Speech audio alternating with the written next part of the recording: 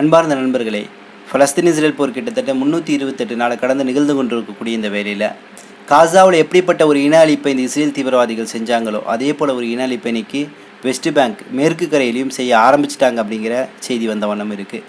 மறுபக்கம் ஃபேஸ்புக் உடைய தலைவர் ஜோஹன்பர்க்கை வாழ்நாள் முழுக்க சிறையில் வைப்பேன்னு சொல்லிட்டு இன்னைக்கு அமெரிக்க தலைவர் டொனால்டு ட்ரம்ப் பதிவு செஞ்சுருக்காரு.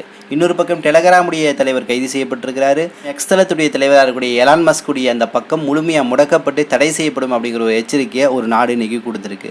ஸோ இந்த செய்திகளை குறித்து தான் விரிவாகவும் ஆழமாகவும் இந்த காணொலியில் பார்க்க போகிறோம். பார்ப்பதற்கு முன்னாடி நம்ம சேனலை மறக்காமல் சப்ஸ்கிரைபர் செய்து உங்களது உறவினர்களுக்கும் நண்பர்களுக்கும் இந்த செய்தியை பகிருங்க. வாங்க காணொலிக்குள்ளே போவோம். அன்பார்ந்த நண்பர்களே, பலஸ்தீன் இஸ்ரேல் போர் 11 மாதத்தை கடந்து நிகழ்ந்து கொண்டிருக்கிறது.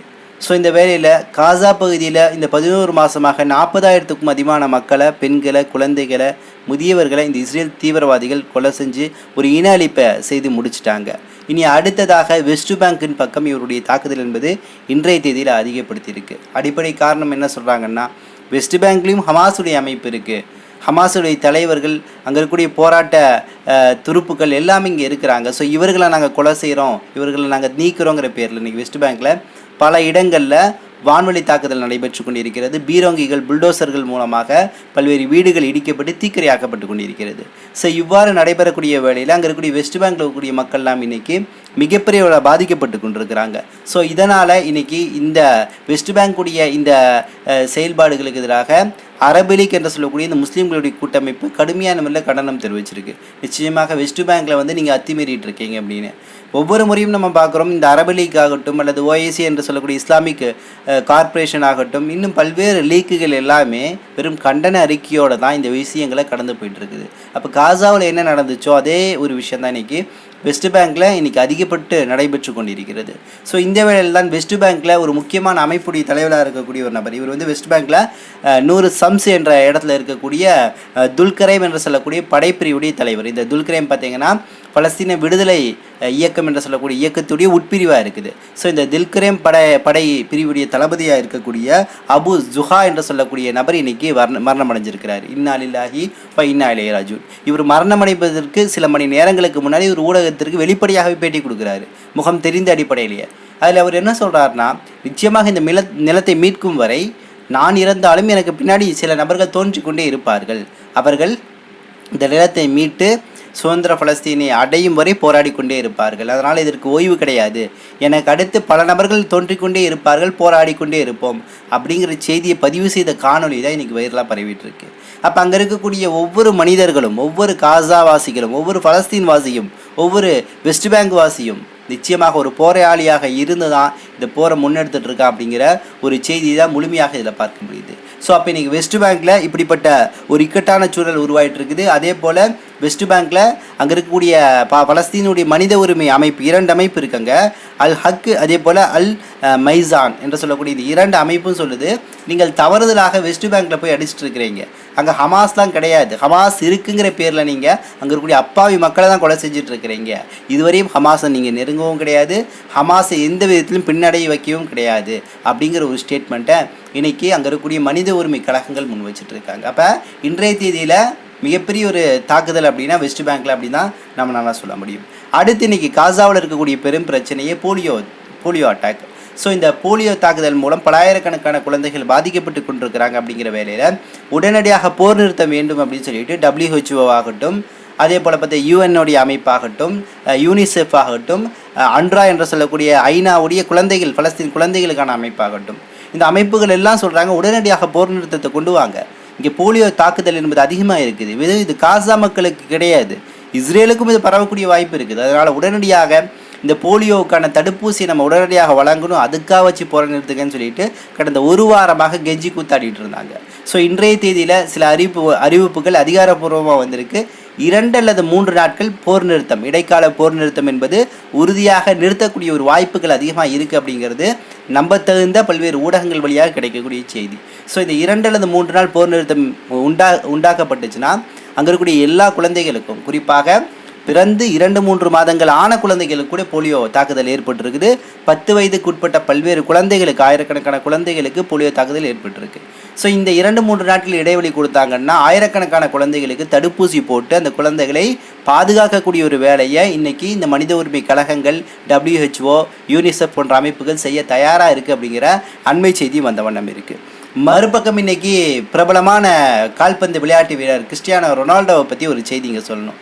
கிறிஸ்டியானோ ரொனால்டோவுடைய யூடியூப் பக்கம் உங்களுக்கு தெரியும், கேள்விப்பட்டிருப்பீங்க. அவர் யூடியூப் பேஜ் ஆரம்பித்து வெறும் 24 மணி நேரத்திலேயே சில்வர் பட்டனு, கோல்டு பட்டனு, பிளாட்டினம் பட்டன்னு சொல்லிட்டு மில்லியன் கணக்கில் சப்ஸ்கிரைபரை பெற்றுக்கொண்டார். அதாவது தன் வசம் இருக்கக்கூடிய அந்த ஆடியன்ஸை தன்வசப்படுத்தி கொண்டார். அப்போ உலகத்தில் அதிக அளவு ரசிக்கக்கூடிய, நேசிக்கக்கூடிய ஒரு நபராக கிறிஸ்டியானோ ரொனால்டோ காணப்படுகிறார். ஸோ நிச்சயமாக நமக்கு கிறிஸ்டியானோ ரொனால்டோ ரொம்ப பிடிக்கும் அப்படிங்கிறத மாற்றுக்கிறது கிடையாது. ஸோ இப்படிப்பட்ட கிறிஸ்டியானோ ரொனால்டோ கடந்த காலங்களில் பல முறை காசா குழந்தைகளுக்காக உதவி செஞ்சுருக்கிறாரு, பேசியிருக்கிறாரு அப்படிங்கிற பல செய்தியை கேள்விப்பட்டிருப்பீங்க. ஸோ இந்த வேளையில் தான் 2 தினங்களுக்கு முன்னாடி கிறிஸ்டியானோ ரொனால்டோட்ட ஒரு பேட்டி எடுக்கிறாங்க. பேட்டி எடுக்கும்போது சொல்கிறாங்க, நீங்கள் யூரோப் கண்ட்ரியிலிருந்து மேற்காசிய நாடுகளுக்கு பயணிச்சிங்கல்ல, இந்த சமயத்தில் உங்களை சுற்றி ஒரு ப்ரெஷர் இருந்துச்சா, ஒரு அழுத்தம் இருந்துச்சா, எந்தளவு அந்த அழுத்தம் இருந்துச்சு, உங்களுக்குள்ள ஒரு பயம் இருந்துச்சா அப்படிங்கிற கேள்வியை முன்வைக்கிறாங்க. அதுக்கு கிறிஸ்டியானோ ரொனால்டோ என்ன பதில் தெரியுமா சொல்கிறாரு? எனக்கு இந்த யூரோப்பில் இருந்து நான் இந்த மேற்காசிய நாடுகளுக்கு போகக்கூடிய சமயத்தில் எனக்கு இருந்த அந்த ப்ரெஷரை பற்றி கேட்குறீங்களே, இதை விட பெரிய ப்ரெஷரில் தான் இன்றைக்கி போர் சூழலில் காசா மக்கள் இருக்கிறாங்க. இங்கே காசான்னு மென்ஷன் பண்ணல, போரில் மக்கள் இருக்கிறாங்க அப்படிங்கிற வார்த்தையை அவர் குறிக்கிறாரு. அவர் எதை சொல்ல வர்றாருன்னு நம்மளால் புரிஞ்சுக்க முடியுது. அவர் சொல்கிறாரு, போரில் பாதிக்கப்பட்டு விடிய விடிய தாக்குதல்கள் ஆளாக்கப்பட்டு பசியோடு, நீர் இல்லாமல், உறக்கமில்லாமல், உணவில்லாமல் இருக்கக்கூடிய அந்த மக்களுக்கு இருக்கக்கூடிய அந்த ப்ரெஷர், அந்த அழுத்தத்தை தாண்டியா எனக்கு ப்ரெஷர் இருக்க போது, அவங்களுடைய கஷ்டங்களுக்கு முன்னாடி, துன்பங்களுக்கு முன்னாடி, வேதனைக்கு முன்னாடி என்னுடைய கஷ்டமெல்லாம் கால் தூசிக்கு சமம், அதெல்லாம் ஒன்றுமே கிடையாது அப்படின்னு சொல்லிட்டு கிறிஸ்டியானோ ரொனால்டோ பேசுகிறாரு. அப்போ எவ்வளோ ஒரு மெச்சூரன்ஸியாக, எவ்வளவு அனுபவம் வாய்ந்த ஒரு விதத்தில் மக்கள் மீது அக்கறை கொண்டு ஒரு நபராக கிறிஸ்டியானோ ரொனால்டோ பேசியிருக்கிறார் அப்படிங்கிற விஷயத்தை பார்க்க முடியுது. இன்றைக்கி உலகத்தில் எவ்வளோ கிரிக்கெட் வீரர்கள் இருக்கிறாங்க, ஃபுட்பால் வீரர்கள், விளையாட்டுத்துறையில் பல நபர்கள் இருக்கிறாங்க. ஏதாவது ஒரு நபர் பிரபலமான நபர்கள் பலஸ்தீனுக்காக குரல் கொடுத்து பேசியிருக்காங்களா? ஏதோ ஒரு சில நபர் செஞ்சுருக்கலாம். ஆனால் பெரும்பான்மையாக இன்றைக்கி செய்த மாதிரி நமக்கு தெரியல. பின்னாடி அரசியல் காரணங்கள் இருக்கும், அவங்களுடைய நாட்டுடைய சூழல் இருக்குதும். பலஸ்தீனுக்கு ஆதரவு கொடுத்தா என்னுடைய பொழப்பு போயிடும், என்னுடைய ஃபுட்பால் கெரியரே காணா போயிருங்கிற அப்படி நிலையை இருக்கலாம். ஆனால் கிறிஸ்டியானோ ரொனால்டோக்கு எந்த அழுத்தமும் கிடையாது. அதாவது நிர்வாகத்திற்கு இவர் கட்டிருக்க மாட்டார், அந்த சம்மேளனத்துக்கு இவர் கட்டுப்பட மாட்டார். அந்த சம்மேளனம் இவருக்காக கீழே இறங்கி பல வேலைகளை செய்து கொடுக்கும். ஏன்னா அந்தளவு தன்மையாக இருக்கக்கூடியவர் தான் கிறிஸ்டியானோ ரொனால்டோ. அப்போ நிச்சயமாக கிறிஸ்டியானோ ரொனால்டோவுக்கு நமது வாழ்த்துக்களும் பாராட்டுகளும் அப்படிங்கிற ஒரு செய்தியை நம்ம இங்கே பதிவு செய்ய கடமைப்பட்டிருக்கின்றோம். அடுத்து இன்றைக்கி ஒரு காமெடியான ஒரு சம்பவம் என்னன்னு கேட்டிங்கன்னா, காசாவுடைய பகுதியில் ஒரு பெரிய கட்டிடத்தில் இஸ்ரேலுடைய துருப்பு ஒளிஞ்சிருக்கிறான். இவன் என்ன பண்ணுறான்னா துளையிட்டு அதுக்குள்ளே கன்று வச்சு எதிரில் இருக்கக்கூடிய அல் கசாம் பிரிகேட் வீரரை சுடணும்னு சொல்லக்கூடிய முயற்சியில் ஓட்ட போடுறான். இப்படி ஓட்ட போடும் போது இவங்கள்ட்ட இருக்கக்கூடிய தொலைநோக்கி வழியாக அந்த ஓட்ட போடக்கூடிய காட்சி பதிவாகிருது. ஸோ இவன் இந்த ஓட்டை போட்டு அந்த கன்னை வைக்கிறதுக்குள்ளே இவங்க அலர்ட் ஆகி குறி வச்சு தான் எங்கே இருக்குன்னு அவனே காட்டி கொடுத்துட்டான் அப்படிங்கிற அடிப்படையில் இவர்கள் துப்பாக்கியின் வழியாக அந்த துருப்பை சுட்டி வீழ்த்திடுறாங்க. கரெக்டாக அந்த ஓட்டை பக்கத்தில் கன் அடித்ததில் அந்த புல்லட் போய் அந்த ஓட்டை வழியாக இஸ்ரேலுடைய துருப்புடைய நெஞ்சில் பட்டு அந்த இடத்துல வீழ்ந்துடுறான். அப்போ தான் எங்கே இருக்கேன் அப்படிங்கிற ஒரு செய்தியை அவங்களே இன்றைக்கி வெளிப்படுத்திட்டு இருக்கிறாங்க அப்படிங்கிறதான் வரக்கூடிய செய்தியாக காணப்படுகிறது. அடுத்து இன்றைக்கி ஃபேஸ்புக்குடைய தலைவர், மெட்டாவுடைய தலைவர் உங்களுக்கு தெரியும், ஜொஹான்பர்க்கு இன்றைக்கி ஒரு அச்சுறுத்தல் வந்திருக்கு. என்னென்னா 2020 அமெரிக்காவுடைய தேர்தலில் மிகப்பெரிய ஒரு தில்லுமுள்ளு வேலையை இந்த ஜொஹான்பர்க் செஞ்சிட்டாரு. அவர் பல விஷயங்களை ரகசிய செய்திகளையெல்லாம் வெளியிட்டுட்டார். ஸோ எனக்கு எதிராக செயல்பட்டனால அவர் மேலே நிச்சயமாக நடவடிக்கை எடுப்பேன்னு சொல்லிட்டு டொனால்டு ட்ரம்ப் சொன்னார். ஸோ இந்த முறை சொல்கிறாரு, மீண்டும் இதே ஜொஹான்பர்க் இந்த எலெக்ஷனில் ஏதாவது தில்லுமுள்ளு வேலை பண்ணார் அப்படின்னா நிச்சயமாக நான் ஆட்சிக்கு வந்தால் வாழ்நாள் முழுக்க ஜொஹான்பர்க்கை சிறையில் வைப்பேன் அப்படின்னு சொல்லக்கூடிய எச்சரிக்கையை இன்றைக்கி நேரடியாக மெட்டா மற்றும் இந்த ஃபேஸ்புக்குடைய தலைவர்கள் ஜொஹான்பர்க்கு இன்றைக்கி டொனால்டு ட்ரம்ப் எச்சரிக்கையை செய்தியை கொடுத்துருக்கிறாரு. அப்போ நிச்சயமாக இந்த ஃபேஸ்புக்கை கையாளக்கூடிய ஒரு இடத்துல இன்றைக்கி அந்த நிறுவனத்துடைய தலைவர் பல விஷயங்களை அமெரிக்காவுக்கு எதிராக செஞ்சிட்டாரா இல்லை இவருக்கு எதிராக செஞ்சிட்டாரா அப்படிங்கிற பல்வேறு கேள்விகள் வருது. மறுபக்கம் டெலகிராமுடைய தலைவர் கைது செய்யப்பட்டார்னு உங்களுக்கு தெரியும். அதாவது அஜர்பைஜானிலிருந்து ஃப்ரான்ஸ் போகக்கூடிய சமயத்தில் அந்த விமான நிலையத்தில் வச்சு கைது செய்யப்பட்டார். அடிப்படையில் இந்த டெலகிராம் பல விஷயங்களை மாற்றி செய்யுது, எங்களுக்கு எதிராக செய்யுதுன்னு சொல்லிட்டு ஃப்ரான்ஸ் கைது செய்யப்பட்டு 14 வழக்கு போட்டுச்சு. ஸோ அந்த வழக்கில் இன்றைக்கி சொல்லியிருக்கு, நாட்டை விட்டு வந்து இந்த நபர் வெளியே போகக்கூடாது, அதாவது பவுல் என்று சொல்லக்கூடிய இந்த டெலகிராமுடைய நிருபர் வந்து வெளியே போகக்கூடாது அப்படின்னு சொல்லக்கூடிய உத்தரவு கொடுத்து இன்றைக்கி அதற்கான விசாரணை வந்து நடத்திட்டு இருக்குது. மறுபக்கம் எக்ஸ் தளம் இருக்குல்ல, எக்ஸ் தளத்துடைய தலைவர் எலான் மாஸ்க், இந்த எலான் மாஸ்க்கு இன்றைக்கி ஒரு எச்சரிக்கை, இந்த எச்சரிக்கையை கொடுத்துருக்கு. பிரேசிலுடைய தலைவர் என்ன சொல்கிறாருன்னா, நீங்கள் தணிக்கை செய்யப்பட்ட பல விஷயங்களை வந்து பயன்படுத்துகிறீங்க அல்லது வெளியிடுறீங்க, அதாவது தடுக்கப்பட்ட விஷயங்கள், அதில் பலஸ்தீனுடைய வீடியோக்கள் மற்றும் புகைப்படங்கள், செய்திகள் எல்லாமே சில இடங்களில் தடுக்கப்படுது, சில இடங்களில் வெளியிடப்படுகிறது.